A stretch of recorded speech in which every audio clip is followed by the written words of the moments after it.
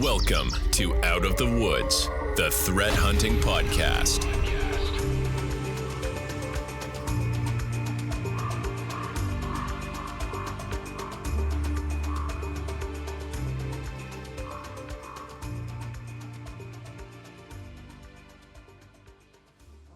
All right. I want to welcome everyone to our Out of the Woods threat hunting podcast. This is our live / Discord interactive version. We aim to cover the burning topics related to all threat hunting and security stuff that hopefully everyone wants to know about, and hopefully join in some of the conversation. So just as a reminder, throughout the podcast, we'll be taking comments and questions from our Discord server. So if you're logged in there and you have opinions, comments, suggestions, just really cool insight, throw it in there. We love to hear back from you, and also got really great ideas last time when we had this conversation from our community here. So if you want to participate, make sure to sign up using the link in the welcome message if you're not in the Discord already. And just break down some quick introductions. So myself, I'm Scott Poley. I'm a senior threat hunter at Cyborg Security. Played many roles in the past, been in security for 15 some years. Check me out on LinkedIn, connect with me if you don't know me. Next, I'll pass on to you, Mike. All right. Hey, I'm Mike Mitchell here. I'm one of the co-founders over at Cyborg. Had the privilege of working with all these amazing hunters. And I'll pass it over to Alex. That's all. Hey guys, Alex, security engineer at Cyborg for about 3+ years now, I think. In IT cyber for almost 9 years now. Mike, you actually, I think you're the one that gave me my first job. So, I mean. That's right. Keep it in the family. Love it. Yep. Yeah, so we got some fresh blood here. Alex is a good guy, so hopefully we'll hear some interesting stories from him as we go through this. Something else to mention, I'm sure you've probably seen it if you're in Discord, but we do have a themed drink we do every live podcast. This one's called the Cider Stack Overflow. Check it out, which is what we're drinking. Alex, I think you made one. I got one here. It's an Apple-ish drink. Apple-ish, is that a? Sure, that sounds like a good descriptive word. It's apple-y. It's pretty good if you like sweet things. I'm drinking wine, so I switched it up. So you're doing grapes. I get you. It's like the other, yeah. Fruits. It's fine. It's fruits. Yeah, it's fruits. Yeah. So with that, we typically start this off with kind of diving into 3 interesting artifacts that we find on the internet to kind of jump into some security topics to discuss. So to get that started, I'll jump into mine. And I kind of pulled it up. So if you see my screen, obviously I'm broadcasting Discord, but I also pulled up some of the things we'll be talking about so you guys can see it. But it's canary tokens. So I don't know if people are familiar with canary tokens. Thinks Canary is a really cool product where they actually build devices you can put on your network to emulate different things, kind of like your honeypot infrastructure, but they also create these software or soft tokens to fulfill numerous functionality. So if you're kind of looking in here, you can create basically documents. They have credit card tokens for a beta test stuff. They can do website-based things, SQL monitoring-based things, and what I'll kind of go into that. But they have a great document page that kind of walks through all the different tokens and some examples, and it's free. So basically, how it works is all these tokens, depending where you put them, if someone interacts with these tokens, it uses DNS to basically generate alert to whatever email address you provide when you sign up for them. So interesting example is like cloned website token. So they have a token basically that's a JavaScript, and you can obfuscate it because you can put it in your website. And what it does is every time the web page loads, it checks to see if the domain that which it was loaded from matches the domain that it's supposed to be. So it basically, you can put this on your website. So if someone scrapes your website, and they clone it somewhere else to try to do either phishing or spoofing, other types of things, it will send an alert that someone's cloned your website and put it up. You get the alert and you're able to know about that. So it's kind of a cool mechanism if people are lazy when they're trying to do cloning a website. The other cool thing that I've seen where people use it for is PDF documents, Word, Excel. where basically I think they're leveraging macros and then some JavaScript as well as in the PDF. But the same concept is if someone were to steal data from maybe a protected directory or something like that and just do it in mass, then when someone opens that, as long as they're not on a Linux machine and it's a fully qualifiable, follows the standards for these documents, it will pull down or make the DNS request, which will alert that that file has been taken or viewed, essentially. So a good example of this is I know a lot of times I've looked at malware reports and it'll talk about how the actors exfil data, and I'm like, oh, this malware, it looks for these file types and files with these names in them and things like that. It's like really good intel to say, okay, I can't really alert on that in my environment based on the tools, but if I were to build documents that have those keywords with those extensions that are supported, I can stash those places, and if we get hit with that, when they pull those files out, if they look at them, I'll know about it. And what's really cool is when it alerts, it tells where it alerts from, so that you'll get their IP address and things about them when they're opening the documents. Some other ones that I thought were really interesting use cases, and if you, Mike and Alex, if you guys want to cut me off to chime in on any of these, feel free, because I got a couple more on a list to walk through. No, the only thing I was going to ask you is from the defensive and offensive perspective, and I'm sure we're going to get to that point diving in with some of the use cases, but yeah, we'll wait to have the comments, but I think there's some really interesting things I've heard in the past, how this has been used, but I think some of the use cases you're about to talk to will probably highlight where my mind's going with this. Yeah, so one of the next one I've never used, but I've hypothesized how I would use it. And you can basically do a custom EXE, where basically you give them an EXE and then they sign it. And based on that signature, when that EXE is run, it generates the same type of traffic and will generate alert every time that EXE is run. Or you can do a sensitive command. Essentially, they give you basically a registry key type thing you drop in. So if any of these commands that are being run that you want to monitor for in your environment, it can do the same type of alerting. And so, you know, one of the things I remember back in the day, there was an attack in 2017, I believe, where someone took an engineering workstation that was in a controlled environment and it had all the keys of the kingdom on it, and the attacker needed to basically leverage that, but they couldn't maintain direct connections that way. So they did a virtual or a physical to virtual clone, and they cloned the box off, made a virtual instance of it, and ran it that way to get the access to do the things they needed to do. And I was thinking, you know, for really secure environments, it would be interesting to have these kind of some sort of script or task that runs on a 15-minute interval, where it basically does like a ping, and if it can't reach a certain resource, then it runs that executable that's basically benign, but will generate that alert, so you know that that machine is now exists somewhere else, or it has maybe access it shouldn't have to the internet or something like that, that you can easily create these triggers for. It would be really interesting a use case. And then they have there's two other ones that I liked that I wanted to mention. One was the AWS API key. So basically, yeah, so if you have repos that have you use AWS stuff in general, obviously you want to pull those keys out, but it might not be a bad idea to push these keys in, because if anyone steals that repo or has access to it that shouldn't and tries those keys, you get notified, and then someone has access to things in your environment as well. And the last one was the SQL Server token. Basically is SQL trigger. So in SQL, if you're not familiar, you can create triggers, which are basically queues to watch for activity, and then we'll basically create an event. So it's kind of like when you build detections, but they're not necessarily for security, they're for other actions too. In this case, the trigger will generate that DNS call out when people say dump a database or do certain activities.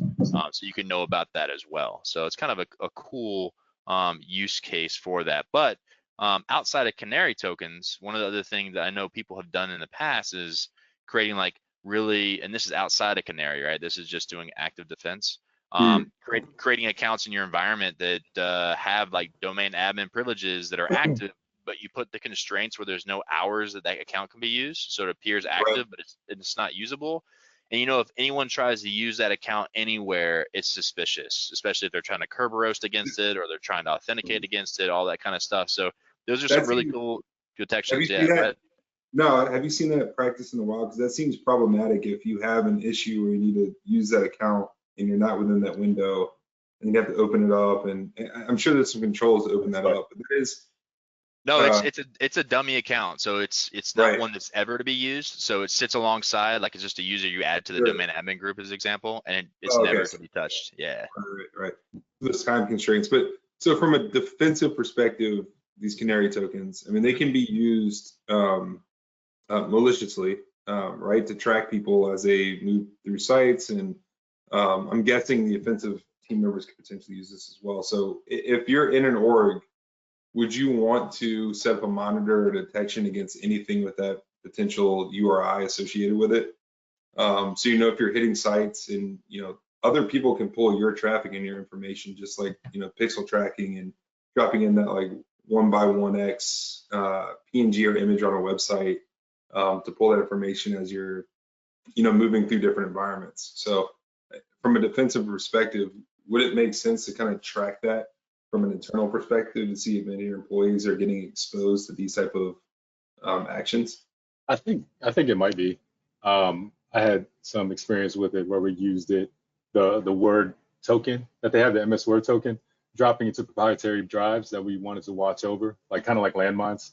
So it would trigger with the source IP and whatnot if it was pulled from a different IP than what it should have. So I can see it being used in a defense posture for sure. Right. Yeah, I mean the biggest thing I think I've seen is it's easy to kind of throw these things or trying to generate these things, but you need kind of IT's buy-in, because the last thing you want is to create a lot of noise for yourself just because no one knows what this is, or you've got some of this takes a lot of coordination to set up so that you're monitoring for those types of things. So that's where I've seen some hurdles. Like for instance, one of the things I wanted to set up, and it was using the Things Canary box. So we basically cloned our own. We had an external facing authentication website type service, right?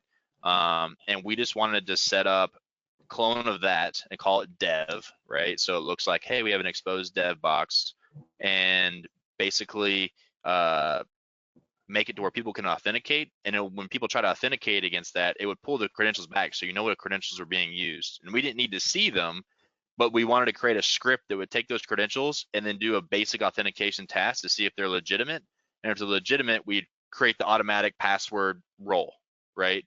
So we know that credentials were exposed, someone tried them against a public facing thing that's not real. We roll that account. Now we know we're protected proactively. We know about it, all those things. But there was a lot of like, well, we can't log into someone else. And we're like, well, we aren't. But I mean, the question for me, it was always tough, was like, wait, you're not okay of us using their account, but you're okay if the attacker has their password and whatever, right? It's always that political mindset that just kind of throws me like, are we talking about the right thing, So Absolutely. Yeah, you mentioned IT buy-in, and that's also a big hurdle. That could be a whole other hour and a half discussion that we could talk about. I mean, Alex and myself, coming from the background of security engineering, we had the luxury of being the security engineers and also IT.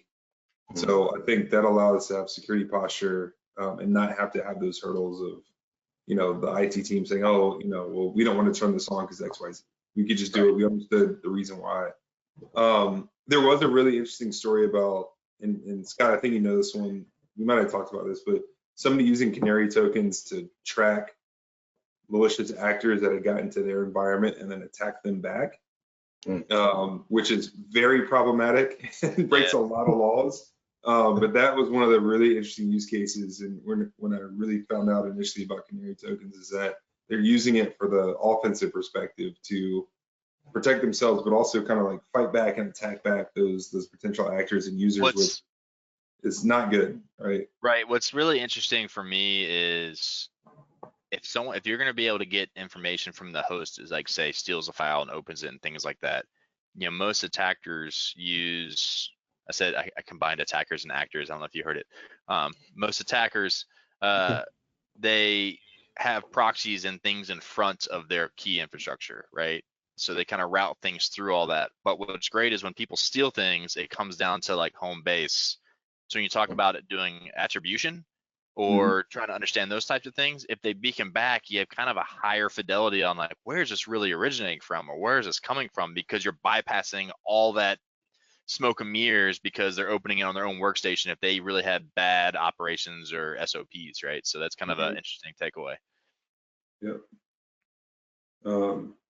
But this is something that, I mean, I don't know if we have the ability to play. I mean, we can play around with it internally, but it does lead to exposing a lot of information and some things we might not want to pick up. I know we've always talked about setting up honeypots and kind of mimicking those type of environments to get that kind of information. But this is the first time I've kind of been exposed to the back end and how it's kind of operates. So it's really interesting. It looks super easy to set up, which is cool. Yeah, and there's a lot of complexity on the back end, right? Like what they're doing on the back end is amazing. But how they've obfuscated the complexity is really cool. What's cool is when you actually own a canary, even if it's just one, they give you a full portal to like manage all your soft tokens too. Like in this case, it's like you just know it's out there and it's going to hit your email, whatever email you sign up, and I don't know how easy it is to manage that. Maybe through email you can say disable or whatever. Right. But the interface to manage all stuff is really well done from what I remember. So it's just a really cool product, but it's cool they make this part free, right? Right. And we do have a question about what kind of information gets exposed if somebody accesses that canary token.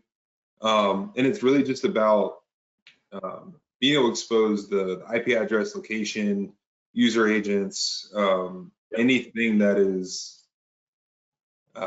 accessible via those headers and refers, and the same kind of HTTP protocols that are kind of standard in those type of connections. But you could expose yourself, right? So it is, if you're the one clicking it or you're the one exposed to that canary token. So you just gotta be careful how you deploy it and how you use that information.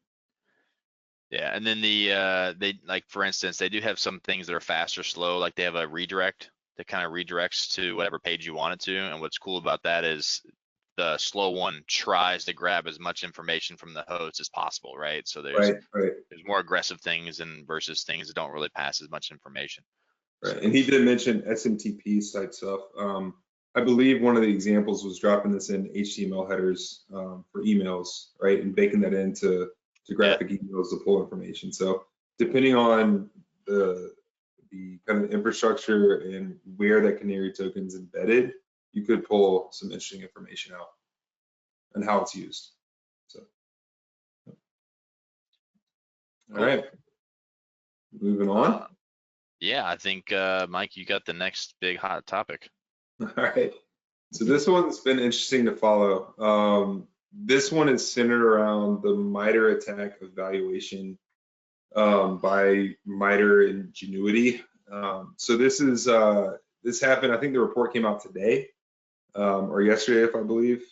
So basically, MITRE sets up an infrastructure that allows, I think they had 31 different vendor solutions, like CrowdStrike, I think SignNet was one of them, and they posted a quadrant of how good those product vendors did against the protections against that particular attack sequence that they ran. So they focus in on Turla. So it's a Russian-based threat actor that they claim has infected victims in 45 different countries. But that was the kind of the gold standard of that tech methodology and what they mimic from an emulation perspective. And so what they would do is set up this infrastructure with the kind of the defensive hosts, the attack hosts, VPN into that system. They allow these vendors to set up a VPN profile to get in. You would set up your whatever endpoint, agent, whatever you have, and then they would bang against it. And so they're trying to track the detections against the different MITRE TTPs that were associated with Turla. And this is where things got off the rails pretty quickly. And so they're talking about, I guess what they're really trying to track is visibility, right? And so can you detect it? Do you have the visibility to detect it? Is it based on AI, ML, whatever detection mechanisms you have, did it alert? And so they claim there's 143 different sub techniques that were tested. I'm trying to find the information about 19 attack steps, 143 sub steps or techniques. I guess they were expecting 143 different detections, and then they monitored the delay in real-time detections. So that would be more of an anomalous perspective if you're looking at a bunch of attacks over a time span, and then maybe detecting or alerting based on some anomalous activity over the course of that time span. Okay, so this is again where it went off the rails. These posts across all of cybersecurity, CrowdStrike had one this morning. SC Magazine is one of the posts talking about SINET had 100% of detections across all these different attack steps. People reacted pretty strongly about these companies. I'll try to censor myself about the 100% visibility perspective. So as I dove into how they set up the lab, what their focus was, and how they measured across these different tool sets and this one very particular threat actor group, Turla, who's been around for a while, who you should have detections for. And we need to break down what we mean by detection. But people were lambasting CrowdStrike to say, okay, yeah, 100% protection. Now let's look at this very specific TTP web trail, right? Or PowerShare encoded commands, or whatever else it is. You're not going to have 100% visibility. You got 100% visibility against this one actor, Turla, against probably a very specific set of IOCs, domains, hashes, URLs. But this does not mean that you have 100% coverage against all threats in the wild, which we know is complete BS, right? And so as you continue to kind of pull back the layers of this, it's all marketing fluff. I think MITRE, I love MITRE to death, but I think in their reporting of this and in their ability to allow organizations to build their own reports, kind of did cybersecurity a disservice, right? I love CrowdStrike to death. I love these security tools. Like, they do a great job, but to claim 100% anything is you don't see that. Load of You crap. never see that. Yeah, Never you never see that. And we see it at Black Hat, we see it at RSA, we see the marketing Right. and the copy saying 100% alerts covered, 100% detections, all this crap. Like, it's complete crap. And Scott is showing a really good breakdown of the TTPs, the attack chain phase, the lab environment that they built out. But it's so specific to that one threat. I didn't realize that as I read the initial news feeds coming in, until I actually dove into how they operationalize this whole evaluation. And it's disingenuous a little bit, right? Like, this is not across all of cybersecurity. As we know, that those detections are very ephemeral, they change. That actor has been around for a while, probably hasn't updated because they've effectively hacked 45 different countries and different organizations. So why do you need to change, right? We talk a lot about that, Scott, with the methodology of threat hunting and growing your skill set. And so anyway, that's kind of my soapbox.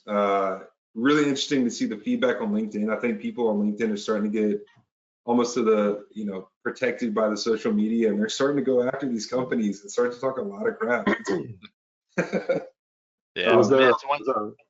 Oh, sorry, go ahead. No, go ahead. I was gonna say that's the one thing cybersecurity folks are great at is when they hear something they don't like as a community, they become very vocal. So yeah. Absolutely. So was there a clear-cut winner? Did they give the gold medal to someone in this case, or was there? It wasn't a bake-off. There's multiple companies that scored 100%. I was gonna kind of get into what does that mean, right? So about that. Scott, if you go to that SE Magazine link that I have, I think you sent that over to me. If you scroll to the bottom, and you're he has this chart here, right? There you go. There's that quadrant. The SINET is far right, which means they had 100% everything perfect. If you need a security product, go buy SINET because you're good. Just employ it. So what's interesting when I dug into this is everyone got multiple runs against it, and they were able to reconfigure their device if they didn't pass all the marks, right? So looking at SINET, why they went so proud on this was they didn't have to do a configuration change. They got 100% without the configuration change. Some other products had to do a configuration change in order to identify get all the marks, pass whatever it was, which was interesting, right? But the thing that I kind of took away is like this measurement is not a measurement on, not that they will catch these threats, but more what can these tools do, right? Like where do they have visibility? What are some things they can detect? And so it's more about the tool's capabilities, because I mean we've all worked in environments with some of these tools, and we're not in environments that we know our own, but when you go to the dashboard you see hundreds or thousands of alerts, right? And that's the difference, being in an environment where there's other activity, that those alerts don't mean anything when there's enough noise in a production environment that you're going to ignore those anyways, right? But if you were to say, hey, we put you in a pretty neutral environment, we put these attacks out there, can you detect them? Yes. So how does that help you? It helps knowing that you can have visibility, and you got to figure out how to deal with that, but it doesn't necessarily help you with the threats specifically, right? But one thing I did really like was, so it was this, you can go to the results, and they had two main scenarios, right? They called it Carbon and Snake, and they basically were two different attack chains that they kind of evaluated. But you can like pick an attack chain, and then you can pick, I'm just going to pick the first one. I'm not picking on anybody, but it pulls up and you can kind of see it, how they did per attack, right? Did they miss things? Did they get things? That kind of thing, right? But what was really, oh, sorry, can you go up and click sign that real quick? Just curious to see the difference between that and sign it. Not side by side. Oh, they do. So they're side by side, right? So you can see they scored higher. Well, this one only says 10 of 11, so I don't know if they got 100%. Ooh. No. But, yeah, I don't know. Pick configuration change too, if you wanted to see how they did with or without right. it. So that's the other thing is, I don't remember what button it is. Is it this one? Yeah. It's a great website though. Like I love the detail on this. This is cool. Yeah, so you can, what's great if you own these tools is you can click the configuration change button, and you can actually see, is my tool configured like theirs are to get 100%? So you have something to measure against. There's right? a value. Right. There. So you can say, hey, if I want to get 100%, I can configure it like them. But if I do that, what does that mean in my environment? Is there a lot of noise? Right. So that's one thing. The other thing that I really liked was, if you can see these screenshots, I mean, they're not going to be super clear from people looking on, but there are screenshots, and I wonder if I think I can blow one of them up, right? And it shows what that detection looks like in tool. So then you can kind of see what is the information does a tool pull back, and for each specific technique that detects. And as a threat hunter, I love screenshots, because I feel like I can pull so much information out of a screenshot, and there's technical detail that if I'm able to actually squint my eyes, I'd probably figure out how to make that bigger for myself. Even looking at this, I can dig into it. There might be some technical data that I can build for myself if I don't have this tool, or I can figure out what I need to do to maybe tune this so I can benefit from this detection. So this TTP right here is phishing. Right. The tactic was phishing. What was the sub technique or whatever? So they talked about, he clicked in an email link, and it talks about what he did. He downloads basically an NTF version exe.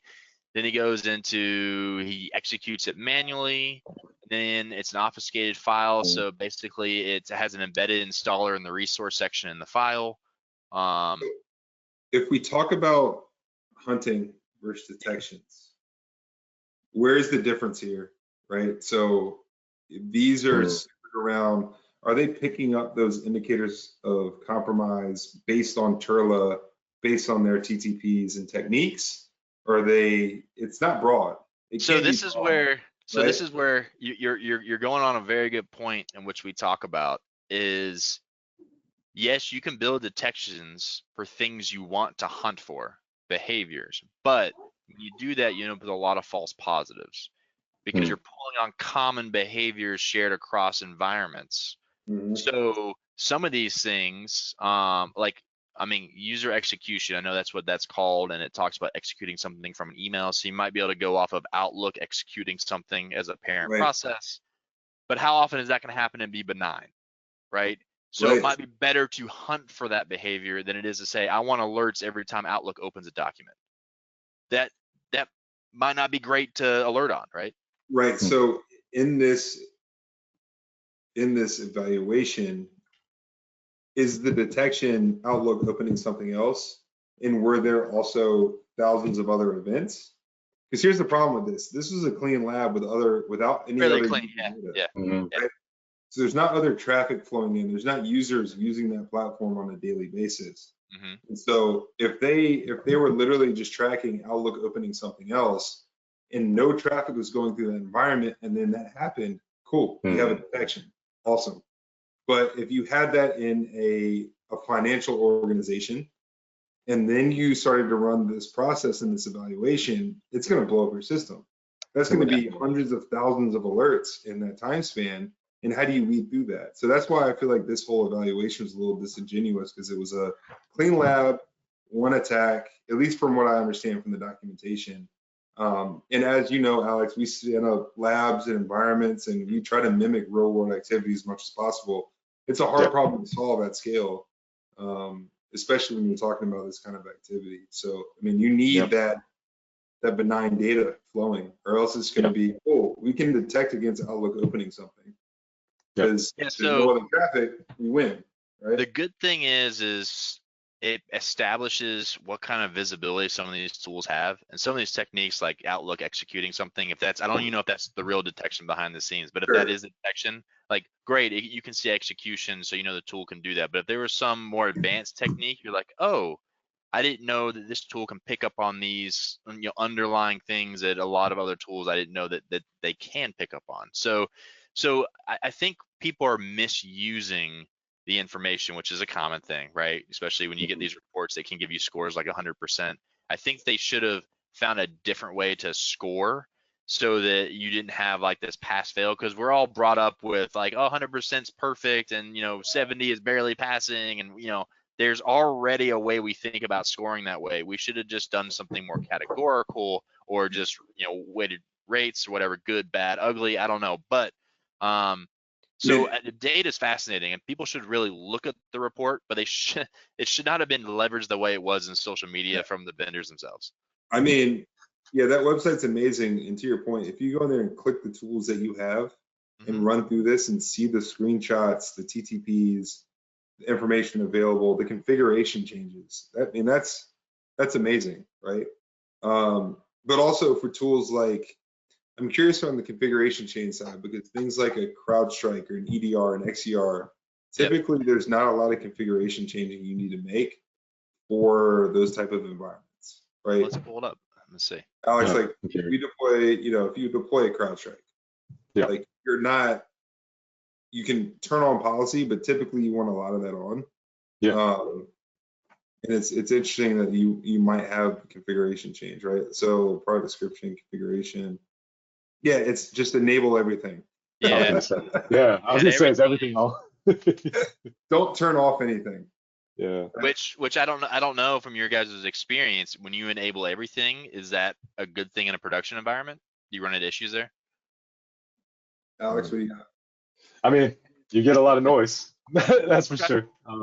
And wading through everything when you're trying to search for something, it's a little tougher, but it does give you that real world, type of feel. So that's why I like, if you have a tool, I know some tools, and this is where this is gonna disclose my bias, black box versus not black box, right? If I looked at this and I saw what a tool is capable of, and I can see what it can detect, but I know that I can go in and tweak things, so that I'm like, okay, I like this detection, but for me, I need to tweak it so that it's not loud and proud.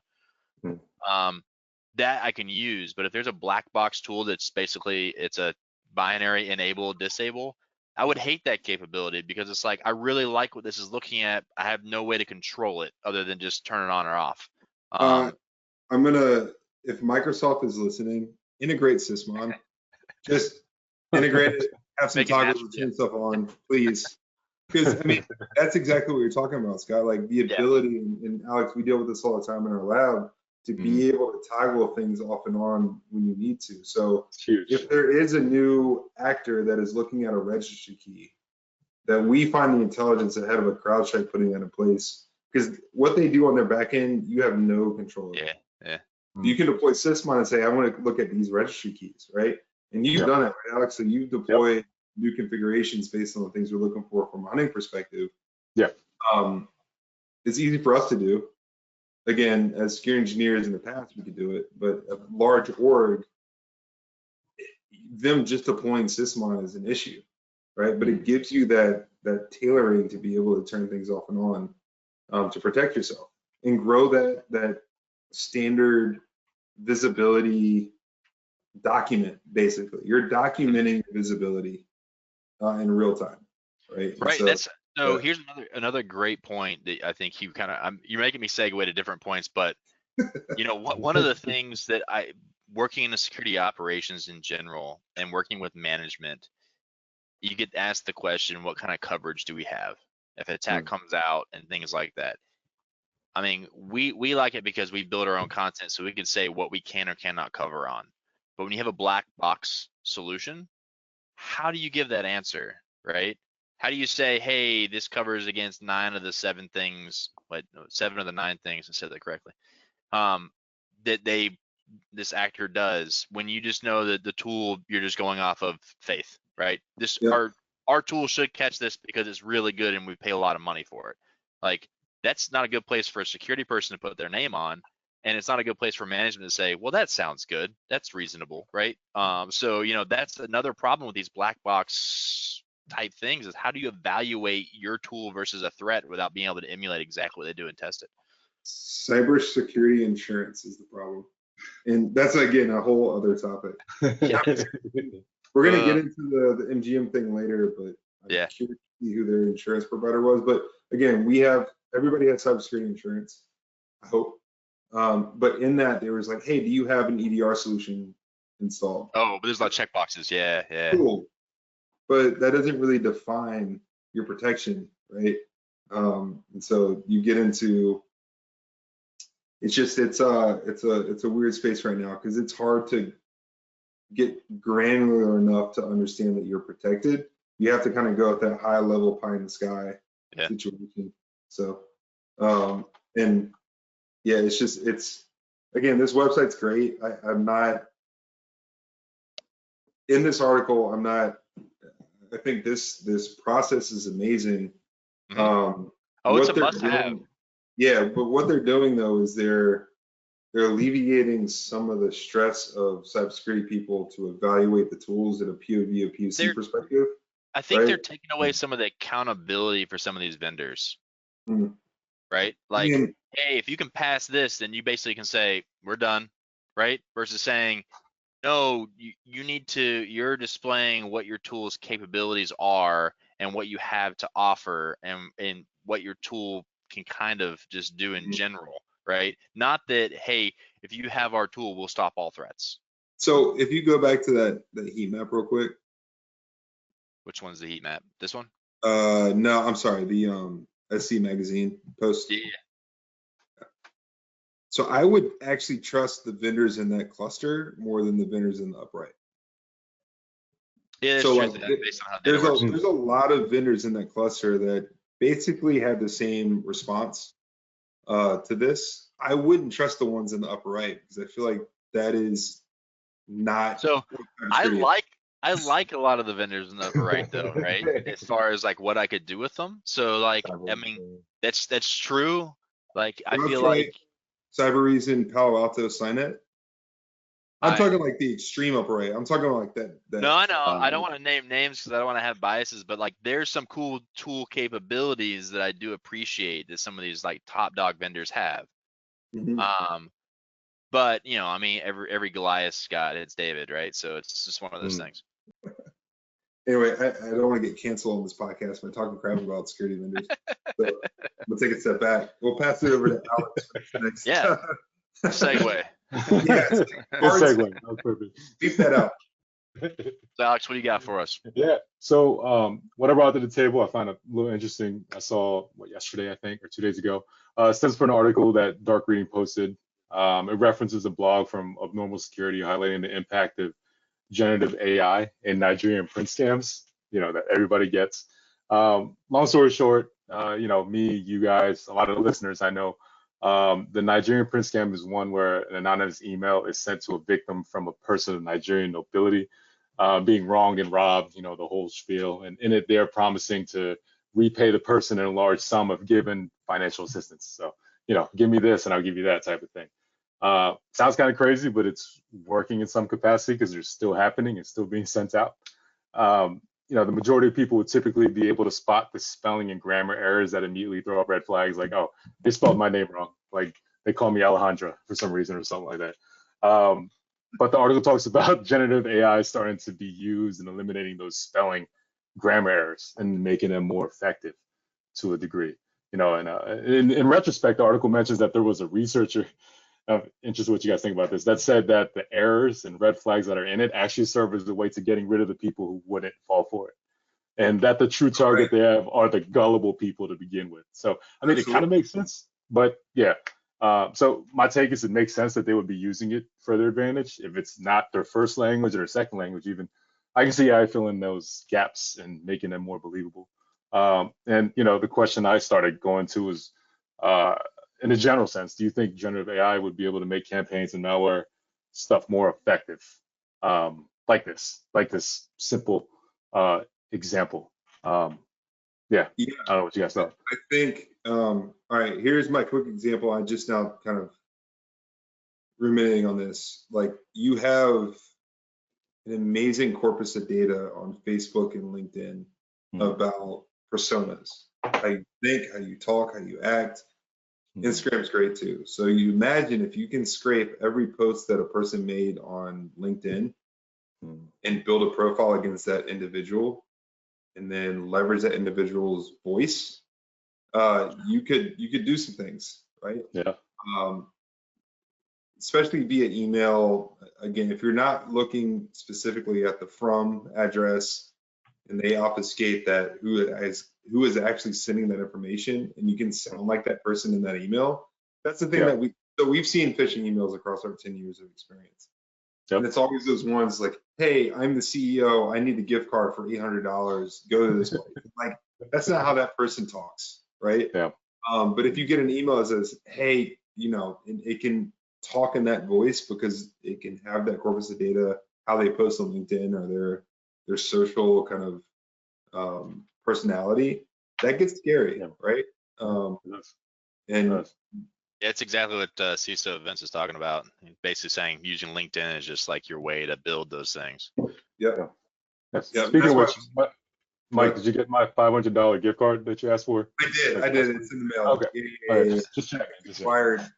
Routing account number is written. So, Gotcha. It was interesting when you threw this, and I was reading through some of this, and the Microsoft reacher who posed the question, why do Nigerian scammers say they're from Nigeria? Yes. Right? It was like, that response was, well, they don't want to waste their time on people that aren't gullible. And I was like, yeah, what a brilliant move for efficiency, right? Like, I don't want to have to go back and forth because, like, I'll tell you, I mean, you guys have seen it. When I get hit with those spam type stuff, I'll try to talk to them and make up crazy stories, and I share them with the team, and I make it, kind of entertaining for at least myself. Yeah. Yeah, for us too, man. Yeah, I mean, I think we had a campaign. We spent basically like a couple of hours running this guy through the ringer about gift cards, and like it was amazing. It's fun to watch. It like we needed to post on Reddit or something. Like it's so great. So yeah, there is that I really just kind of love to kind of understand, like, these guys, like, you feel like they have all the time in the world, but they must not, and they must spend a lot of time sending these things out, and they don't want to waste their time either. But you talk about generative AI, I think it can help build things for sure. But when you have something specific, so I remember reading an article, must have been like a month or two ago now, where they were trying to use ChatGPT and how well can it discern phishing emails in general. And they're like, oh, it can detect them, but the false positive rate's still too high. It's only like 80% accurate. And I'm like, oh, good. It's just as good as every other tool, right? Like, so like, is it really bad? No, probably not. But when you get very specific as far as what you want to detect, so like, say you want you want to get an AI model or a language model to target this specific type of scam, I think it would be very good at it, right? Because it's very specific. It'd be like, okay, so you have someone who's asking for money from a foreign country, and it's over a certain amount, or they make it seem like you win something but you have to move money. Like it can probably, you can teach it to discern those things. So I think there's value, like, okay, maybe they can get better with writing these phishing emails and scams, but we can also get better with very similar technology. And, you know, just like if you were to see these emails, you know right away they're a scam, right? And and so if you could do that, then for something this specific, then so could something like a language model. And people seem to be more receptive of having something like Skynet read their email versus say you and me, because it becomes personal if you can read their email, so we can't protect them that way. But I think that's a viable solution. But you'd have to have almost a language model for different types of attacks, right? So that might be the burden there. Has anybody's family member been hit with this Nigerian scam? My mom. Oh, I just remember, yeah, back in the day, man. I remember this used to blow people up, and you'd hear these stories like, "What?" Yeah. It's you know, we always so us in IT, cybersecurity, engineering, our parents leverage us for all things IT. Yep. Right. And so like my mom, and not to call her out, I don't know if she listens to the show, but they're now starting to send just text messages to the phone about, hey, Mexico cured COVID. Click the link to find out. Right. And like they're not getting as egregious on the subject or the topic. So like now if you see Nigerian prints, you're like, oh, this is a, you know, it's been around long enough where I feel like they should stop with this kind of campaign. Switch it up. It's the worst. They said they made like 700 million or something. Yeah, they're making money. They're not going to stop. Or 700K, 700,000 or something. I don't know where they got that number from. But it's interesting the shift to things that you can hit target markets and be like, hey, if they can find the data, and there's been plenty of government data that's been exposed to say, this person took the COVID vaccine, let's send them information about COVID. They're probably going to click the link.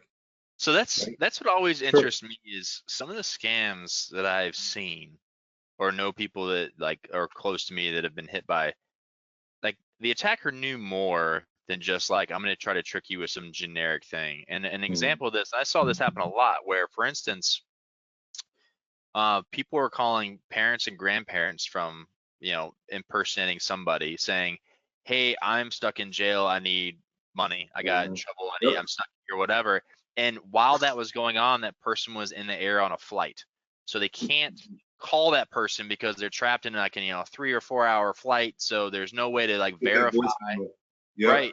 And so it's like, gosh, that's crazy to think that what information did they scrape or have access to, or what was breached that wasn't disclosed to give them that information to run those scam campaigns. That always blows my mind because you never hear like, oh yeah, Delta was breached and all their stuff was going. And it's like, well, that information got disclosed somehow because that's not just random, right? It's not so perfectly planned, right? So I'm thinking about another time about talking about automation and being able to just set that up to run, and you just sit back and like all of that happens immediately and automatically based on the data. Whew, I'm glad I'm on it for like the pure side, right? I think there's a lot of talk about automation later for sure. I think there's a lot of cybersecurity people who could like go the dark route, right? The dark side of cyber and make a lot of money, but it's been amazing to see the community and the people like we're all trying to make this space better, right? So Alex, were you involved in helping with the scam? Have you been involved in any of these type of scams? Like no, I haven't, thankfully. I mean, other than my mom asking me about this text that she got, and she clicked on it and wanted to know, actually, speaking of the jail thing that you're talking about, my mom got one about one of my sisters, being in jail. She freaked out and like called everybody thinking that she was in jail. So she was like, where do I send the money? I'm going to send the money and stuff like that. It was like 4 or 5 years ago. And man, it's, I guess I was on the receiving end to a degree because I had to go to her phone, delete it, and actually flipped it over because she clicked a bunch of different links. I was just freaking out and hitting everything. I don't know. Yeah. But I guess that's the benefit. And when these things happen, I have to realize that we've been trained for however many years to understand these indicators. And there's people who have not been trained to understand these indicators. It's like, so I use the example, like pick any sport you want. I'll use basketball. It's like saying, hey, I'm going to take someone who's never seen the game, put them on the court and expect them to know how to dribble, how to shoot, and how to do all these types of things. And we're Right. like blown away that like they can't do it. And you're like, no, but we've been exposed, we've been part of the game for so long, it becomes second nature for us, right? Right. And you have this person over there who's like kicking the ball, and you're like, you kick the ball? Like, what are you doing? You know, so it's You had to bring up basketball, huh?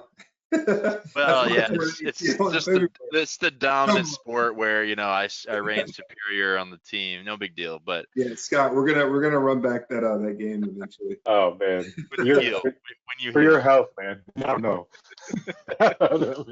Getting better. I'm getting better. I'm running now. We'll get there.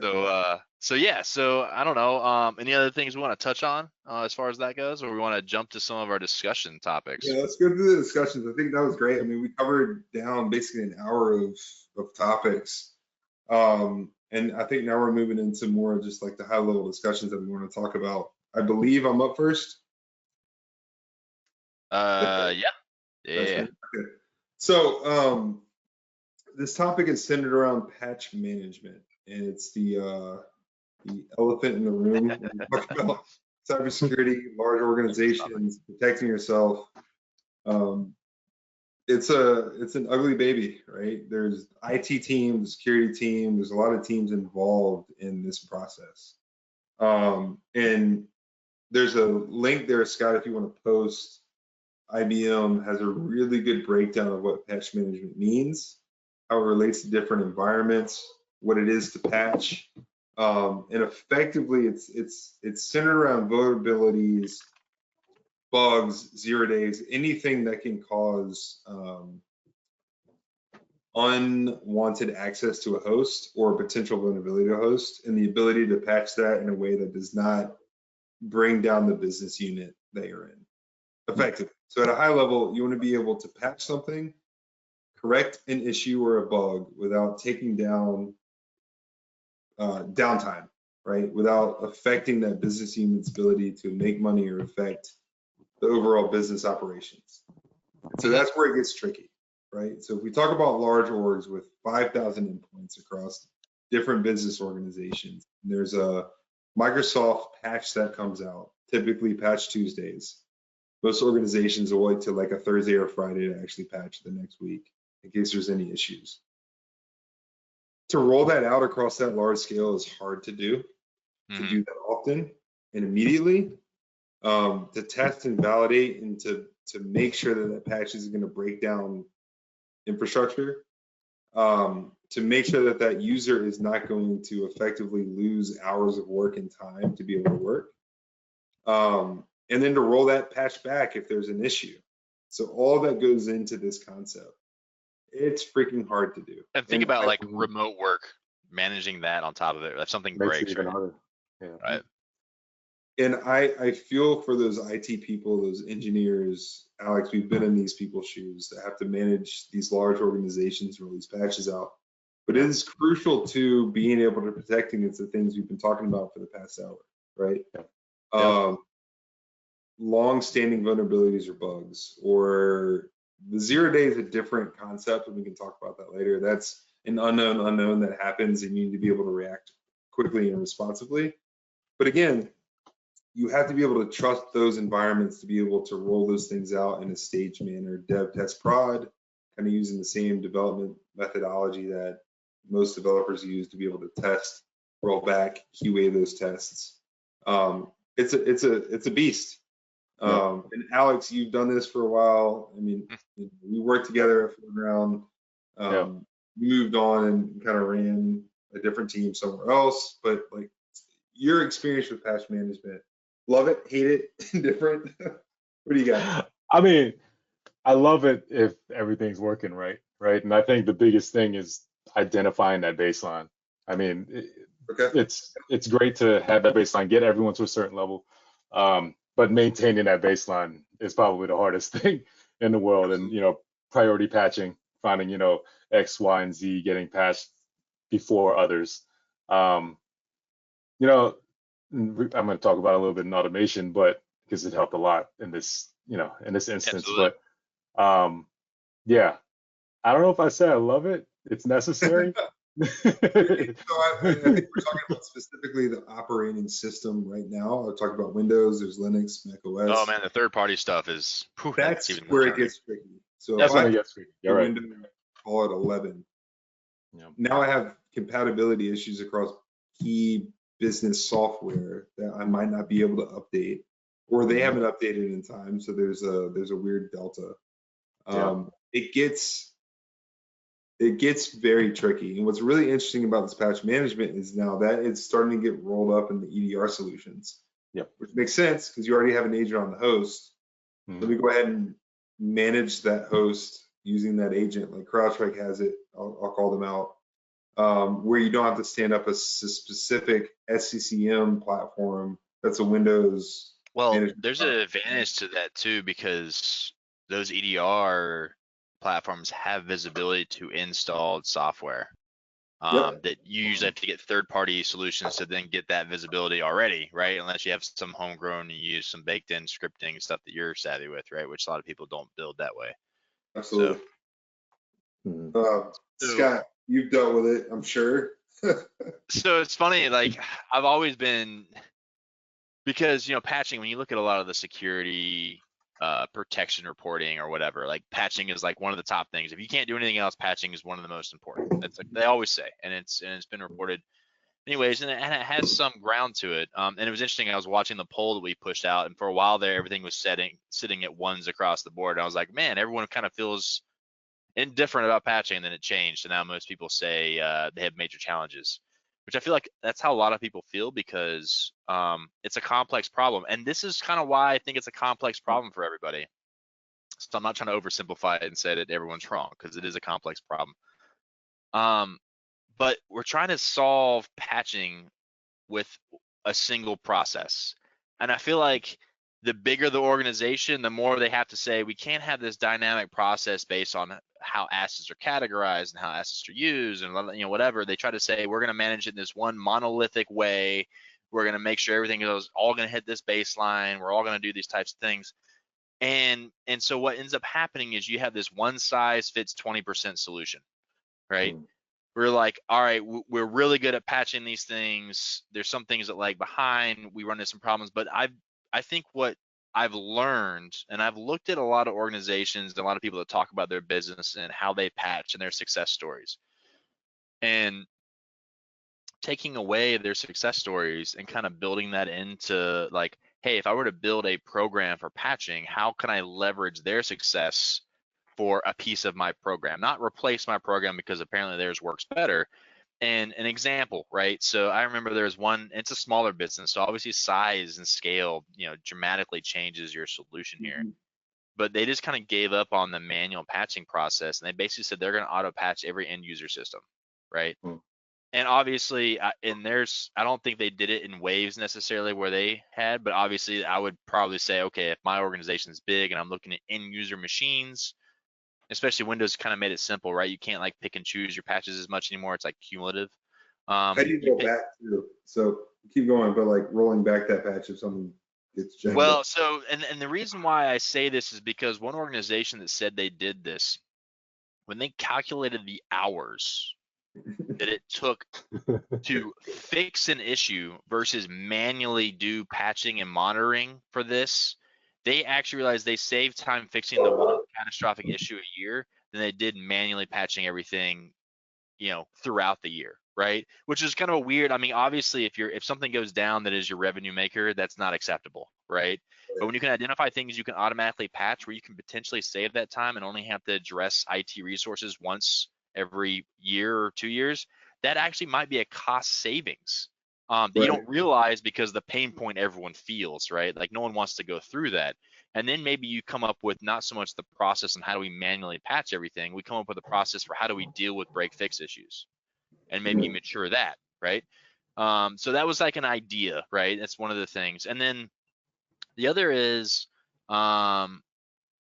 looking at, instead of patching based on vulnerability specific scores or system criticality, maybe you do like a category based thing, right? Like where does the system sit as far as exposure, which I think a lot of people do. Like if things are exposed on the edge, like we patch those things first, which I think is great strategy. That's something that should be maintained.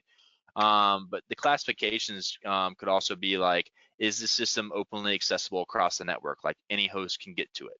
Or does it perform a specific function that is a critical function, like it deals with authentication or communication across the business or networking in general? Or is it a specific app, and how's that app critical?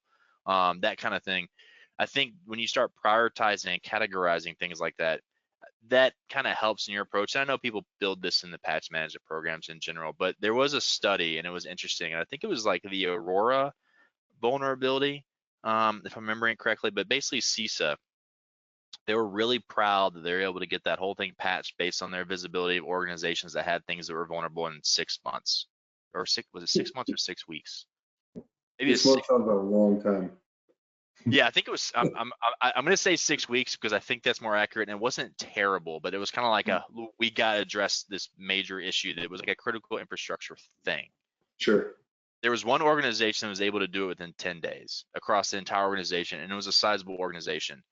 And what was interesting, their solution to the problem was they just baked in a cultural change based on giving people scores on the systems they owned. And what they found was when they rolled this program out saying, hey, your system is at this level, so you score like a B or a C, they made sure not to score anyone low off the rip, because psychologically they found that if you have an A or a B, you want to maintain it. But if you already are sitting at an F, a C, or D, you're like, well, this is just a waste of my time, right? Like, and so what they did when this so they had the system already in place and rolling out, and what they would do is they would rank and risk their things that need to be patched, and people can look at some dashboard they made as far as what would be the most impactful thing to raise my score. And so when the Aurora thing rolled out, that was the most impactful thing, and they can say, hey, yeah, if you don't get this patched by the next reporting cycle, you're going to drop like a whole letter grade. Everybody saw that. Everybody took it as a priority to patch. Like, they didn't have to do much communicating. They didn't have to do much prioritization. And it was funny to me because I hear that story and I hear like everyone complains that patching's so hard and it's going to break things. And then all of a sudden with that system, everyone's like, I want a patch, so they make it happen, and it doesn't break things. Like, some of that is like, that's super interesting, right? Yeah, it's I like that psychology of why you need a patch. Because if I'm in accounting and I have my report due 2 days from now and I have to patch, and I don't know why I want to patch or why I need to patch, I'm gonna be less reluctant. I'm gonna be more reluctant to patch, right? Because I need to get my work done in that time frame. But if I know as a culture as a whole, from a scorecard perspective, as you're talking about, that if I don't patch, there's a potential for my department, the overall organization. It makes it personal, right? The person, yeah. I don't want to be called out. I'm going to be singled out to be like, oh, that guy didn't patch, so like he's the reason why. Like that guy from MGM. Again, we'll have that conversation a little bit. I feel bad for him, whoever he is. He's struggling. Yeah. So yeah, I just think there's interesting solutions, and I think our problem with patch management today, because environments have gotten more complex, especially with more cloud-based things, more remote things, more SaaS, more whatever, right, is we can't have this sledgehammer solution where it's like, hey, if things are so far behind, we have to patch because it's a timeline thing. Or we have things where we only patch critical things and everything else gets in the time. Like there's got to be more intimate, if lack of a better term, way to address the issue. And I don't necessarily have the solution for that, but I can just speak to the solution that a lot of people use today clearly don't work. But we still take everyone else's solution and say, hey, this is kind of the business standard. So as long as we do this, we're not the worst, even though you're not improving or moving the mark, right? I think, and so we have Ripside make a statement that threat actors look for those older, lower severity vulnerabilities because everybody wants to patch critical high. Absolutely, I 100% agree with that. On the low, right? And so, we don't worry about low. Let's just get the critical high. But if I'm gonna, you can still manipulate those lows and those mediums to get access. Oh yeah, I think I've talked about it on here before. The pwn to own competition.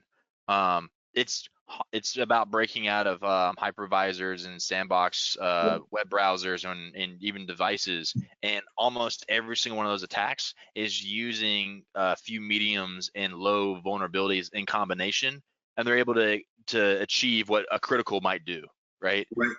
And that's the problem, is we've become so inundated with vulnerabilities in general, and we've come accustomed that, hey, lows and mediums are okay, or they're acceptable risk, without actually understanding what that means. Do you think critical, high, medium, low? So you think that actually correlates to the ease of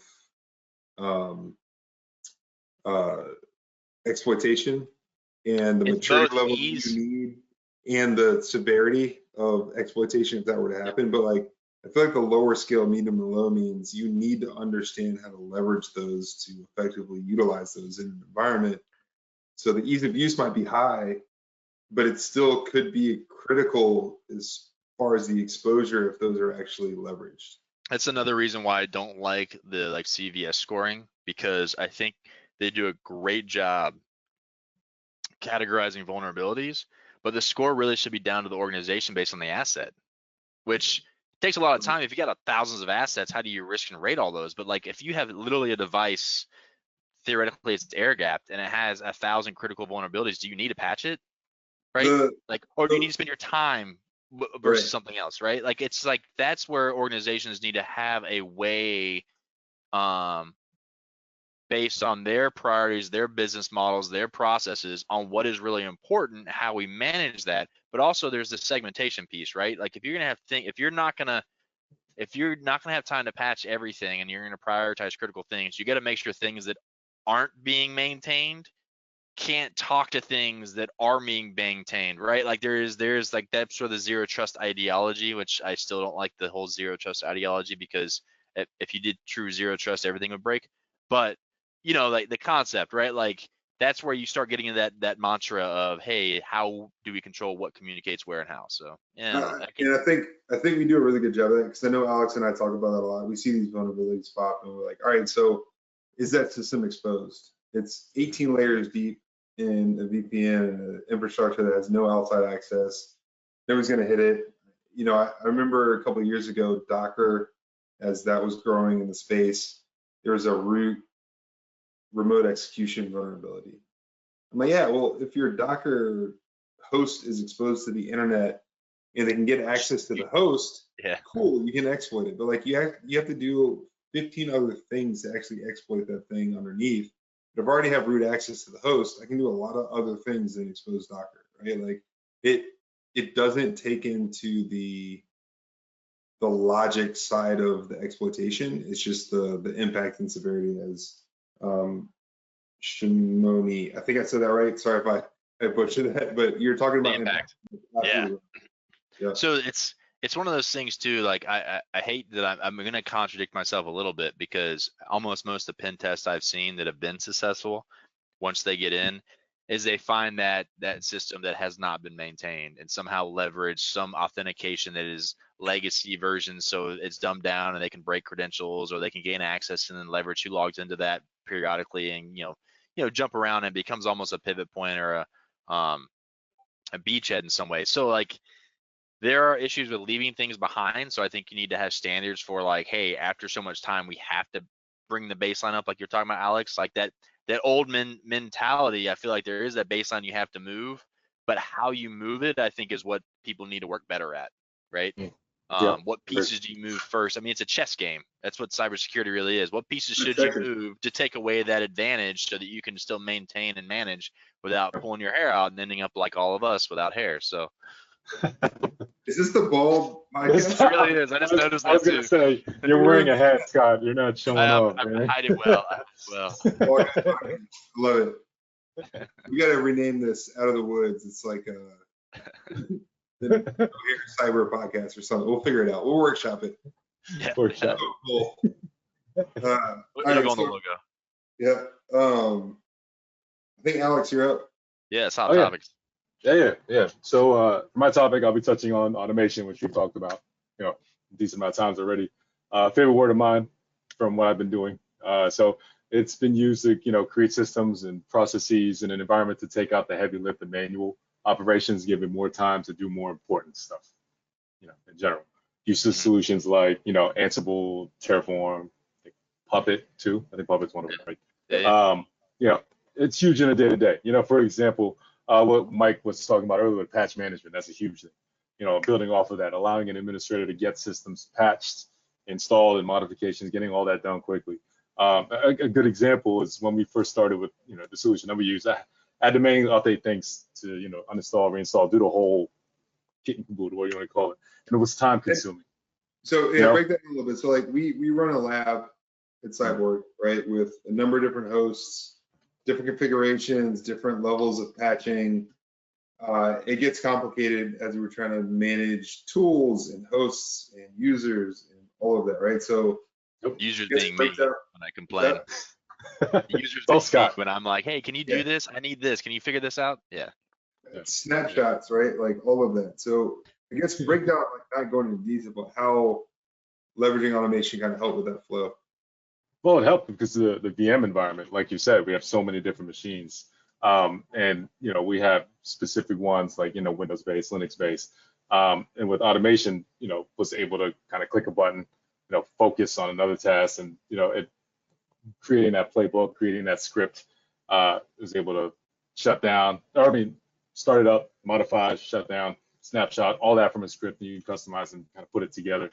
It definitely helped in my multitask skill, allowed me to kind of refocus and everything. I don't know if that was what you were kind of getting at, Mike, because you want me to break down even more so. And then like being able to find infrastructure as code, because that's kind of the marketing term that they threw on top of like things like Terraform, Ansible, being able to find a template. And we're spinning up lab environments in AWS for certain things where we can just define all that in a file and hit deploy, and it all spins up, it all spins down. We're able to manage that. So like that's where otherwise it would take hours to Splunk, set up the, like all of those different things it's tough. Well, one thing to hit on that, like you mentioned cloud, the thing that I love that, cloud's all, I know what cloud is, but I've kind of avoided playing in the cloud because one, and no one wants to give me rights to anything where I previously worked because they're scared of what I might do. You get no rights. But second, like, we've been looking at hunt packages for cloud, right? And what's fantastic is the ability for me to basically automate or emulate based on because cloud's all API driven, right? And so now I can like automate so many things based on emulating certain behaviors and then detecting those behaviors and then doing certain things. So like that part's really cool to see tools are being built more for automation than they have in the past as well. Is kind of where I'm going with that. Yep. Yeah. Automation's a 4-letter word for me right now. I know you do. You have a special place. Yeah, it's a special place. When I hear it, I'm like, Like I say a lot of 4-letter words when I hear automation get thrown out. Love is one of them, right? Love. What's up? Yeah, love. Yeah. No. I think, and I was involved in a SOAR platform when the automation wars were happening. We'll call it that, right? So we had Splunk, we had Demisto, we had Swimlane, we had a lot of different tools, marketing and pushing the security automation orchestration aspect. And all of it was genuinely trying to automate the manual, repetitive crap things that analysts have to do on a day-to-day to triage alerts and get away from fatigue. And my biggest problem with a lot of those tools, though, is I feel like out of the box, they spent more emphasis on response than any of the other things. Because you got to think about cybersecurity and the I know. That was their selling point. Space that we're in. It's really hard to define static use cases for every organization and define the inputs, the outputs, the integrations, those kind of capabilities. And I luckily work for a company that was able to define those dynamically and be able to build a lot of really interesting use cases outside of the phishing use case. Or I have an IP, I'm going to enrich it, I'm going to block it, which you should never do. And I've had organizations I walked into that say, hey, can you just go ahead and block the domains that have a score over 5? I'm like, absolutely not. We will not do that, right? So you have automation. I think it's important to understand the automation internally, IT, security engineering, is it at a different maturity level than I think it is at the security operation perspective. Because it's easier to find the things that we can actually codify. We can say, this machine has this amount of RAM, CPU, hard drive space connected to this IP and this domain and this network. I can define that in a file, spin it up, spin it down, I can automate that. But if you talk about security where you say, okay, I care about this TTP and this behavior against this actor, but I need to respond if it's this host or this host and not this host. And then I need to maybe block or remove from the network if it's these sets of things, but I can't do it if it's this person. Like, it gets really hard to define logically and build those workflows across cybersecurity and those response, the detect side, you know, in every step in between. So yeah, it's definitely it's a uphill battle. I think there's companies doing it right, but you have to be. I hate it when somebody says just automate it, because they don't understand the amount of time and effort it takes to build the logic and the exceptions and all that into a flow. Sorry. So yeah, I need a break. I know. I can tell we'll get you a counselor after this. I just want to make a couple quick remarks because I want to make sure we get to our last topic we want to touch on. But basically, with my experience with automation, I've always kind of hated the automated response. And it's not that I don't think there's things we can't automatically respond to, but I've just seen more value with how you can enrich things so people can make better decisions. And that's where I feel like most of the mundane tasks are for at least security professionals are like, okay, I've got this little bit of information. How do I get more information about that thing to make that decision easier, right? And what's worse is when you don't have all the information. I've been an analyst myself where like, okay, I can say with some confidence this is okay, right?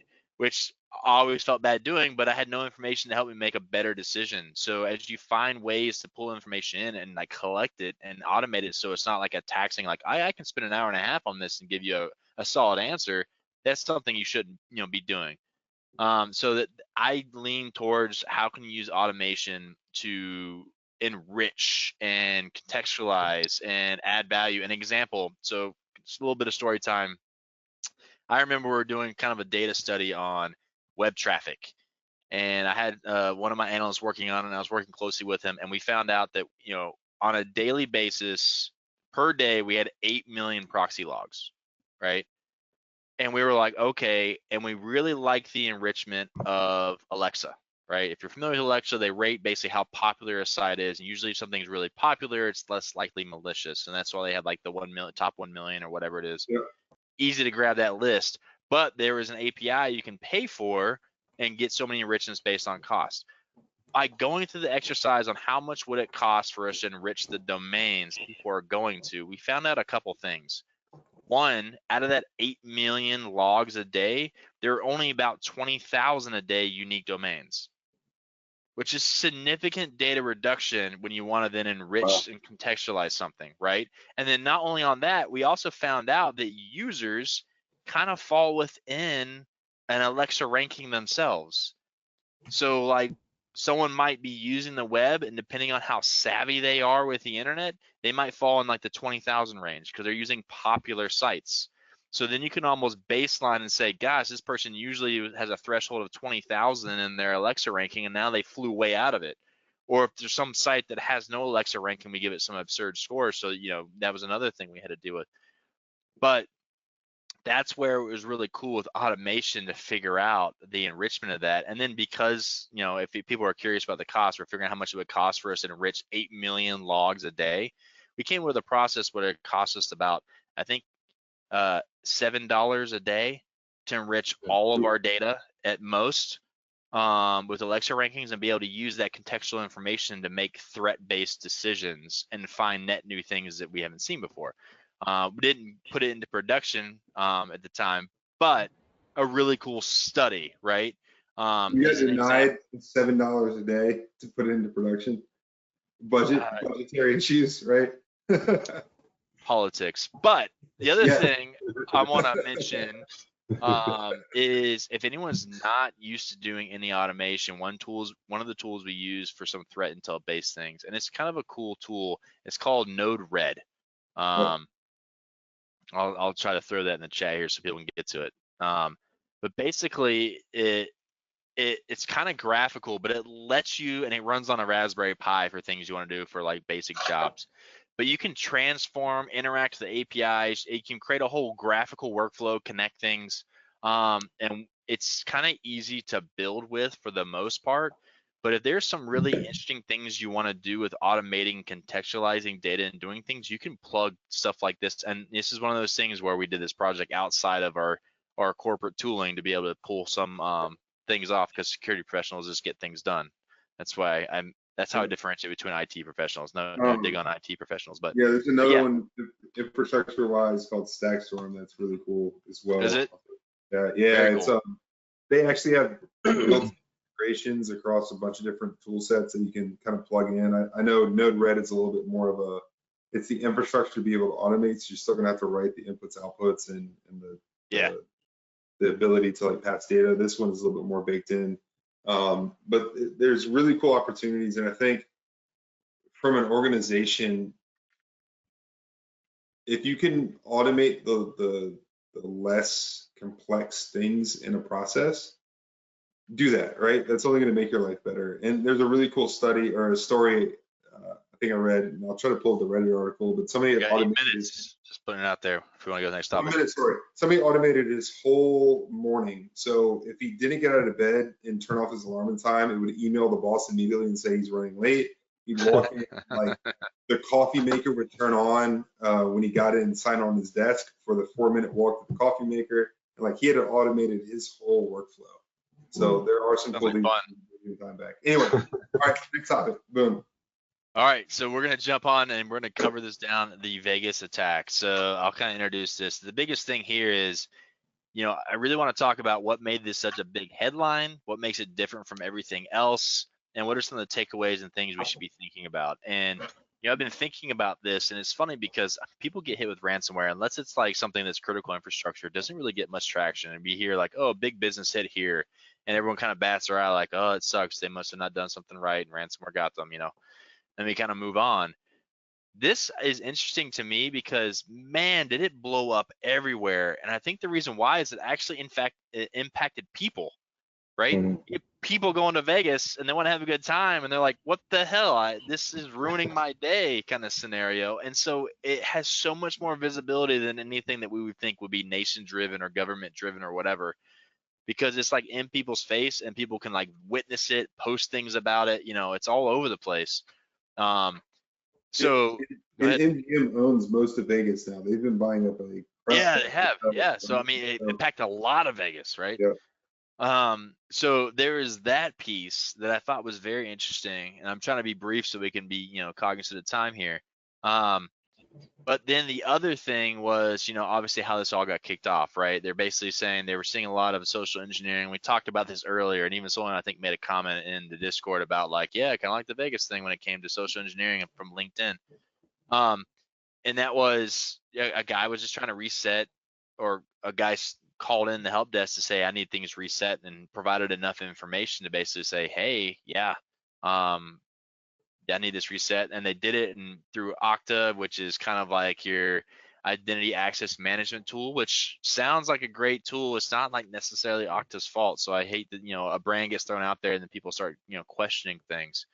But one thing I want to point out is if you look at Okta's posting about the social engineering stuff they were seeing, they brought up some really good like stage of the attack queries. And what was great was, basically when they have access to the admin console from weird locations, or they talk about resetting some two-factor resets and things like that for detections, and things that I think people should be thinking about in their other tools.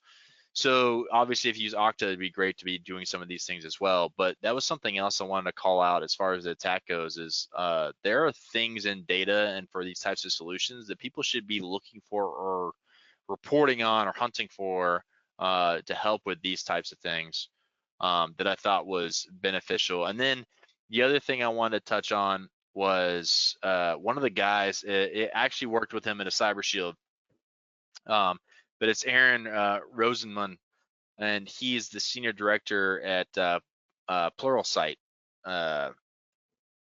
and he made some comments which I thought were pretty good. And he's basically saying, this is a known ransomware group, but they're able to encrypt over 100 ESXi servers. And something up, yeah, I know that's a lot. And you think about the infrastructure they back, and that's why so many things were going down, right? And the biggest thing he was calling out was they had to have access to a device and the credentials to basically query vCenter to determine what were the ESXi hosts in general, right? So that was the first step. And then they had to have a device, access to a device where they had separate SSH credentials to be able to connect to the ESXi management interfaces on port 22, which is SSH, right? Which isn't required, right? So you have to turn that on.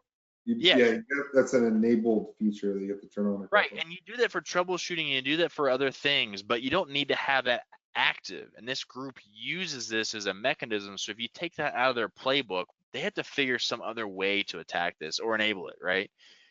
So it's a great way to kind of stop this specific actor. The other thing is, they recompile the same ransomware to be able to run on Linux, right? They create an ELF binary. But one of their actions was they SCP'd it over first to a home directory, and then they had to SSH in to execute it. What's that? They had to SCP it to every single one of those hosts. Right. So like you see a lot of those activities. Like there's things you could look for, but also there's things that even if you had SSH enabled, it shouldn't be accessible across the entire environment. We talked about zero trust a little bit earlier, and I talked about like I have good and bad and feelings about zero trust in general, but this is an example where this type of access, especially if it's a service that shouldn't be on only except for like troubleshooting type scenarios, you should definitely limit it down to how you get to it as well. I mean, and we can't, right? And we could talk about the credential problem. That's something social engineered. There's not much you can do about it after they got to that point. They did a good job social engineering. They got those credentials, but there's other ways for you to see this activity and potentially defend against it. So I'll pass it on if we have time. They got access to Okta. Yeah. User account of a specific individual. I'm guessing he's an engineer at NGM. Well, they had to sit on an Okta sensor because they dumped the domain apparently, and they couldn't crack all the passwords, and they had to sit there and sniff passwords for really high privileged accounts while they're on Okta sensor. So it sounds like they had some way to make that play, which was interesting because that took some time, but that access to the Okta stuff is where they're able to then leverage everything else. Yeah.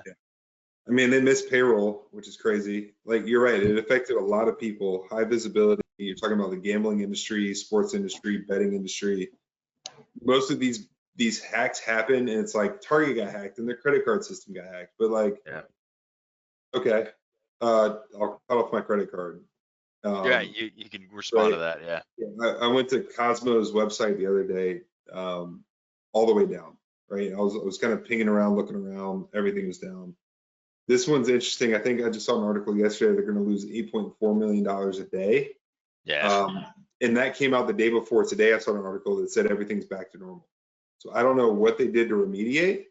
I'm guessing they did not have full backups of all of the VMs across all those 100 hosts that managed payroll and the systems. But if it's virtual, I feel like you should, but that's just my take. Well, no, so those vCenter hosts are probably in a data center somewhere. And there can absolutely be VMs, but you also have to reprovision all 100 hosts. Oh, it's time consuming. Yeah. It's a lot, right? And typically if you're going to use like Veeam, which is a backup solution for those hosts, you can do that. But then you have the data. So if you're encrypting ESXi, you also have access to the data stores as well, potentially. And if you encrypt those, that's a whole trickle down effect of suck. So I want to see how they remediated this, because that's going to be probably a master class in getting back up and operational within 5 days, and that's amazing. So they got hacked, but kudos to them to be able to fix the problem as quickly as they did from an infrastructure IT perspective. Yeah, I think that probably should be discussed a little bit more. And I feel bad for the guy who got popped, because holy crap. Right. It costs them a lot of money. I like the poll how like one of the equal scores is what happens in Vegas is an answer because Yep. anything can happen. All right. That's right. Hey, 8:30, we did it. Another one. All right. Yeah, let me close this out then. So I just want to thank everyone for joining. I know we always come up against the minute, right? But I think we have some interesting conversations, and I appreciate people's comments. Sorry if we missed someone's comments and didn't cater to them. We're trying to get better at that. That's just kind of part of the process. And yeah, if anyone knows when you're dived into a topic, it's really hard to break character to try to read things and do other things. So if you like what you hear, check us out on Apple Podcasts, Spotify, or just about anywhere else that you listen to podcasts. If you leave a good review, it really helps us kind of get discovered. So I just appreciate any kind of review. That's always a good thing because the more people that actually join, the more conversation we can have even internally on the Discord. So that'd be great. And for those that don't know, we do a weekly, we call it brief, but sometimes it goes a little long, but 30 to 45-minute episode. And we typically pull 5 breaking news topics, and we try to put our spin on, what we care about from a threat hunting technical perspective or from a security perspective in general. And that hits on Wednesdays when that occurs. So it's just a good hey, here's some quick highlights, some things to think about from a technical perspective to some aptitude. So appreciate everyone for joining. Just had a good time. Yeah. Alex, thanks for jumping on. This is the first time on. We'll have you back. Yeah. It was fun. It was fun, guys. And then if you guys tried the drink, I think there'll be a poll thrown up. Let us know what you think. We're trying to come up with a way to maybe come up with here are the top so many drinks that we've leveraged through AI to create, and maybe come up with some sort of drink cocktail recipe book for Cyborg, and people can get that, or we can distribute that however we want to do that. But definitely weigh in if you did partake. Because we're forced to here at Cyborg. So either way, that's not correct. We don't force that statement. But yeah, I love the conversations. Love everyone joining. Just happy hunting, everyone. Yep, happy hunting. Great talking with y'all. You guys. Take care.